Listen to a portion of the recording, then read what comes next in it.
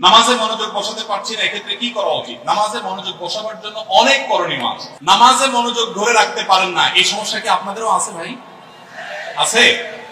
নামাজে মনোযোগ ধরে রাখতে পারেন না? আজকে আমি আপনাদেরকে নামাজে মনোযোগ ধরে রাখার জন্য কয়েকটা টিপস, কয়েকটা পরামর্শ দিয়ে যেতে চাই, এবং আমি নিজে এগুলোর উপরে আমল করে আলহামদুলিল্লাহ ফল পেয়েছি, পরীক্ষিত। এরকম আমলগুলোর মধ্যে এক নম্বর হলো, ভালো করে শুনেন, এক নম্বর হলো চোখের হেফাজত করবেন। চোখের, মোবাইলে বা বিভিন্ন ভাবে চোখ দিয়ে হারাম জিনিস দেখেন, মেয়েদের ছবি দেখেন, ফিল্ম দেখেন, নাটক দেখেন, বিভিন্ন হারাম জিনিস দেখেন, এটা আপনি বন্ধ করেন। পরীক্ষামূলক 1 মাসের জন্য আপনি একটু চোখের রোজা করেন, আত্মনিয়ন্ত্রণে করার চেষ্টা করেন। যেই পুরুষ নিজেকে নিয়ন্ত্রণ করতে পারে না, সে আবার কিসের পুরুষ, সে আবার কিসের যুবক? নিজেকে নিয়ন্ত্রণ করার চেষ্টা করে এবং চোখের হেফাজত যদি আপনি করতে পারেন, আমি আপনাকে লিখিত দিতে পারি, টানা যদি আপনি দীর্ঘদিন আপনি এই কাজটা করেন, ইনশাআল্লাহ আপনি নামাজ এবং যে কোনো ইবাদতের স্বাদ পাবেন। শুরু করবেন অন্তত। দ্বিতীয়ত, হারাম উপার্জন ছাড়তে হবে। কি ছাড়তে হবে? হারাম খাওয়া ছেড়ে দেন, হালাল খাবার গ্রহণ করেন, এটাও ইবাদতে মনোযোগ সৃষ্টি করতে সহযোগিতা করে।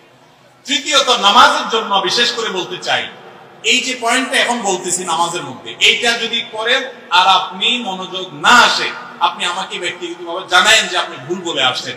আমি আলহামদুলিল্লাহ এটার উপরে নিজে 100% উপকারিতা পেয়েছি, অনেকের পরামর্শ দিয়ে তাদের মধ্যে উপকারিতা পেয়েছি। সেটা হলো নামাজের টাইমিংটা বাড়িয়ে দেন, অর্থাৎ দীর্ঘ সময় নিয়ে নামাজ পড়েন। আপনার 4 রাকাত নামাজ পড়তে 5-6 মিনিট সময় লাগে বা 6-7 মিনিট সময় লাগে, আপনি এটাকে ডাবল করে দেন এবং সূরা ফাতিহা পড়ে একটু অপেক্ষা করে অন্য সূরা পড়েন, একটু সময় নেন। একইভাবে রুকুতে গিয়ে একটু লম্বা সময় ধরে তাসবিহ, সাধারণত আপনি 3 বার তাসবিহ পড়েন, এবার আপনি 6 বার 7 বার পড়েন, 9 বার পড়েন, আরো বেশি করে পড়েন, একটু সময় বেশি নেন। রুকু থেকে উঠেই আবার সিজদা যান সব সময়, আজকে সেটা করেন না। রুকু থেকে উঠে একটু দাঁড়ান, একটু অপেক্ষা করেন, একটু দেরি করেন। নবী সাল্লাল্লাহু আলাইহি ওয়াসাল্লাম রুকুতে যে পরিমাণ সময় থাকতেন, রুকু থেকে উঠে দাঁড়িয়ে তার কাছাকাছি, তারিবা মিনহু হাদিসের ভাষ্য, তার কাছাকাছি থাকতেন, অথচ আমরা রুকু থেকে উঠেই দৌড় দিই। তো আপনি উঠে একটু অপেক্ষা করেন, দাঁড়ান, অন্য সময়ের চাইতে ডাবল সময় দাঁড়ান। এভাবে যদি প্রত্যেকটা কাজ আপনি সময় নেন এবং ধীরে ধীরে করেন, ইনশাআল্লাহ বিইذনিল্লাহ আপনি নামাজের মধ্যে মনোযোগ দেখতে পাবেন। 3টা গেল। 4 নম্বর হলো নামাজের মধ্যে যে সূরা কেরাতগুলো পড়েন, এটা আজকে আমরা 3 কুল সম্পর্কে আপনাদেরকে বললাম।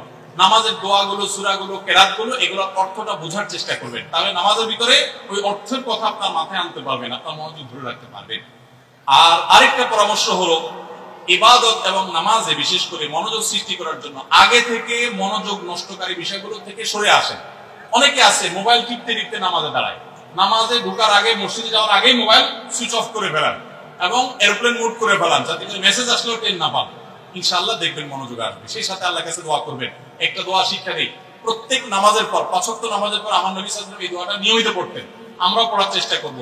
আল্লাহুম্মা আইন্নি আলা যিকরিকা ওয়া শুকরিকা ওয়া হুসনি ইবাদাতিক, হে আল্লাহ আমাকে আপনি সাহায্য করুন, আপনার জিকির যেন করতে পারি, আপনার শুকরিয়া যেন আদায় করতে পারি এবং আপনার ইবাদতটা যেন সুন্দর মতো আদায় করতে পারি। এই দোয়াটা 5 ওয়াক্ত নামাজের পরে অর্থ সহকারে বুঝে পড়বেন, ইনশাআল্লাহ আপনার নামাজে আপনি মনোযোগ ধরে রাখতে পারবেন। আল্লাহ আমাদের সবাইকে তৌফিক দান করুন।